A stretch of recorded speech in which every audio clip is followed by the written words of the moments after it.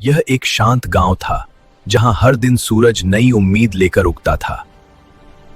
अली अच्छा बच्चा था, लेकिन समय की कदर नहीं करता था। अली, पढ़ाई का समय हो गया है। अम्मी, बाद में कर लूंगा। उसी गांव में एक समझदार नक्शबंदी दरवेश रहते थे। बेटा अली, क्या तुमने आज का काम समय पर किया? बाबा जी, कल कर लूंगा। बेटा, यह समय है, जो चला गया वह वापस नहीं आता। नमाज, पढ़ाई और अच्छे काम समय पर करना अल्लाह को पसंद है। अली को अपनी गलती समझ में आ गई।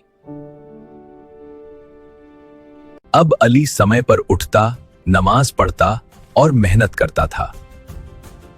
जो समय की कदर करता है, अल्लाह उसकी जिंदगी में बरकत देता। समय अल्लाह की अमानत है, इसे जाया मत करो।